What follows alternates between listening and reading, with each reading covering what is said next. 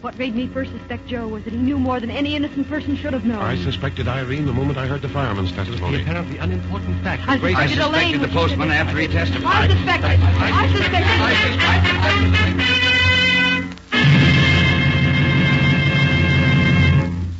Listen to radio's newest, most interesting and thrilling program, Suspicion.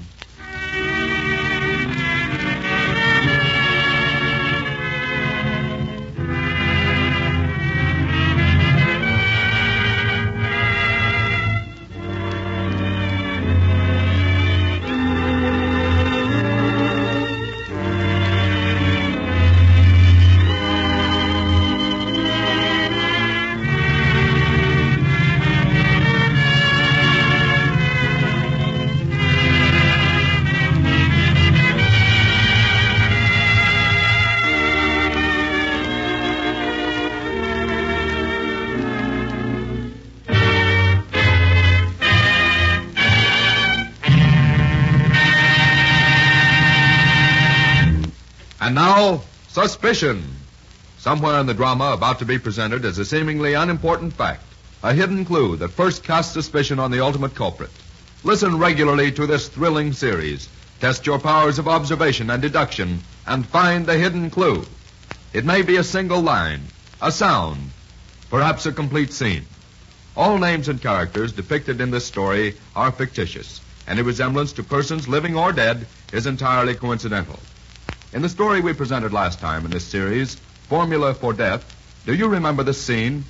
George Huntley has just opened a letter left by Paul Hewson. What is it? The formula for a new gunpowder. He writes, with a gun barrel of proper strength, this powder will hurl a shell weighing 3 tons, a distance of no less than 90 miles. He underlined this part. I have told no one of this invention. Under no circumstances is this formula to be given to any person but Howard Cantwell of the United States Department of War. George Huntley phoned the War Department, but did not speak to Howard Cantwell. He told no one of the formula. Yet the following morning, supposed agents of the War Department asked George Huntley for the formula. That was the hidden clue, ladies and gentlemen. Now we present Murder by Proxy. London, England. Shortly after 10 o'clock on the night of August 3rd, in a dimly lighted rear room of the Blue Lion Hotel in Limehouse, a man and woman face one another across a small table. His face concealed by a loosely fitting mask, the man speaks first. You've heard my proposition, Irene? What do you say? Oh, I like the money all right, Governor. Then you'll do it? Now, looky here. Maybe I'm a criminal, maybe I ain't. But I ain't never done a killing, see? There isn't a chance of your being caught, Irene. Oh, maybe yes and maybe no. I've told you where he'll be tomorrow night at 10:30, and that he'll be alone. All you do is drive past him and shoot. Blimey, if it's so safe, why don't you kill him, Governor? I'd be suspected at once. Well, I tell you what I'll do. I'll think it over. I don't like him myself, and £1,000 would come in right handy. Very well, Irene. I'll phone you in the morning and tell you where to meet me.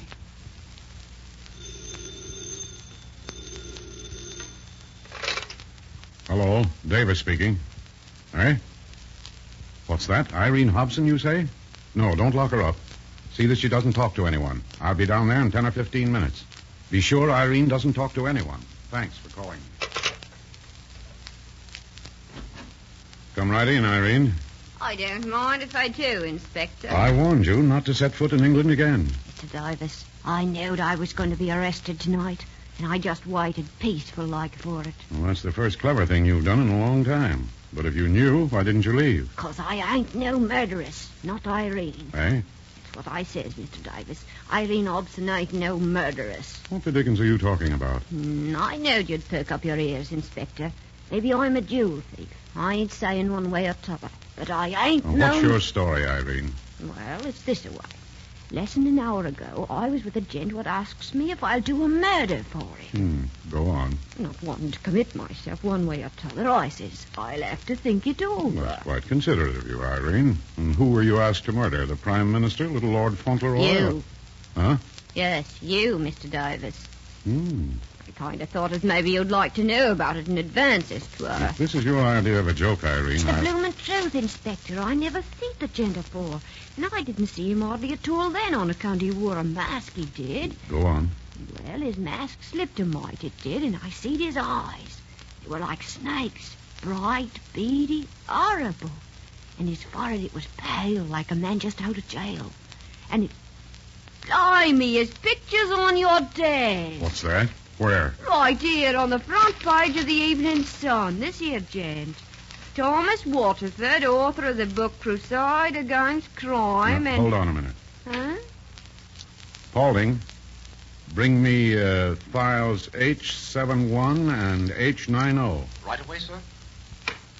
Now, Irene, are you positive that Thomas Waterford is the man you talked with? Absolutely positive, Mr. Davis. Before Bertie the Lag died, he told me something about Waterford. He done time in Dartmoor, he did. Yes, I know. I sent him up. Oh. But that was 15 years ago. He's gone straight for the last 12 years. Here are the files you asked for, Mr. Davis. Thanks. Oh, wait a minute. Yes, sir. Irene, are these two pictures also of Waterford? How can I tell if they's him unless I sees the old face? Well, do the eyes and forehead resemble Waterford's? Yes, but... That's enough. All you can identify are the forehead and eyes. These pictures are Philip Johnson and Henry Moxley. Waterford's the tough I was talking to. Where? At the Blue Lion Hotel in Limehouse, room 215. Paulding, will you call in Mr. Grayson? Oh, but there was a murder at Pall Mall Theater tonight, and Mr. Grayson and Mr. Jeffers are in charge, sir. Oh, very well. You come along then. Leave word we're going to the Blue Lion in Limehouse. But if this is your idea of a joke, Irene, you laugh on the wrong side of your face before long.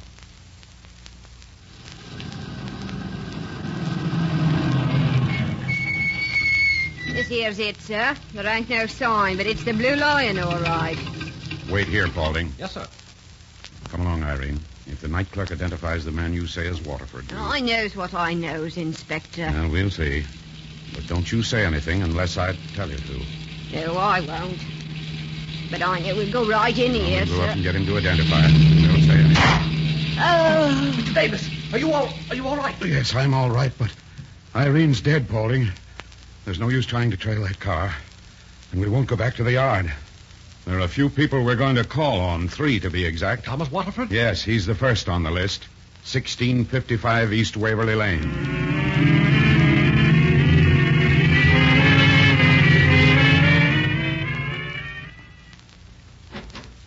What is it? Hello, Waterford. Remember me? What do you want, Davis? Mind if I come in? Thanks. Well, Where have you been all evening? Davis, because I was once in prison, that doesn't make me accountable to you or anyone for my actions now. Well, there's no need to chuck your weight about it. I came here in order to protect you. Thank you. But I'm quite capable of taking care of myself. Waterford, half an hour ago, a petty criminal told me that you had asked her to murder me. Stuff and nonsense. I haven't been out of my apartment all evening. Have you a witness to that effect? No. And frankly, Davis, isn't the whole idea rather imaginative? Well, the woman who told me of the plot was shot down a few minutes ago. Oh, I see. And I'm under arrest, eh? No, not yet. But I advise you not to try to leave London for a few days. It might not be healthy for you.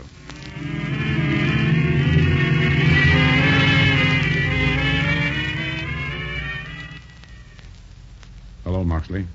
Oh, what do you want? Do you mind telling me where you've been all evening? Why? It has nothing to do with buying stolen jewelry, Moxley. I'm investigating a murder and conspiracy to commit murder. Oh, Well, what did you do this evening? nothing of importance. Rather a stupid evening, in fact. I went to the theater, the Pall Mall, and after the show, I stopped at the Roof Club for a bite to eat. What time did you get back here? About 20 minutes ago. I see. Moxley, if you're smart, and I think you are, you won't try to leave London until I give you a clean bill of health.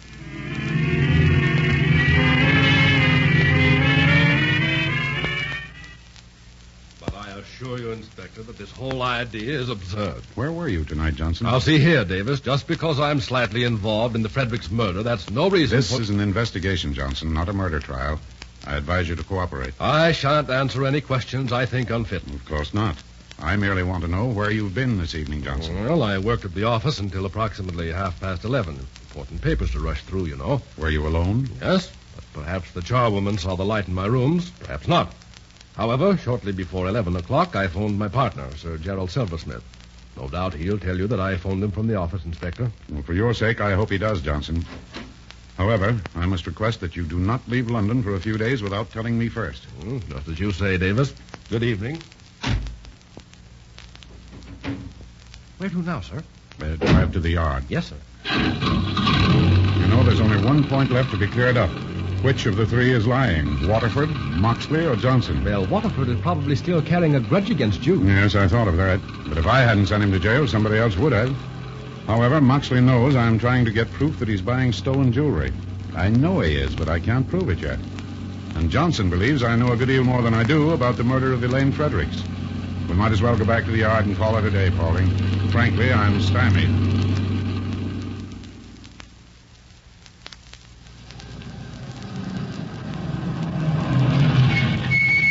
Is there anything else, sir? No, that's all for now. If I could only put my finger on the one point that What brings you down to the yard in the middle of the night, Davis? Oh, hello, Grayson. How did you make out of it? I've got it.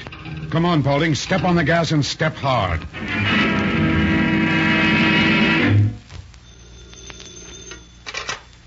No. Guess I'm leaving immediately. No, it's the only thing. I don't know how much he... Oh, of course he'll know I did it, but he'll never find me once I'm out of England. You'll get your share. I'll mail it from Amsterdam. Right. Yes, he's a car stopped a few doors away. I think it's time for me to leave.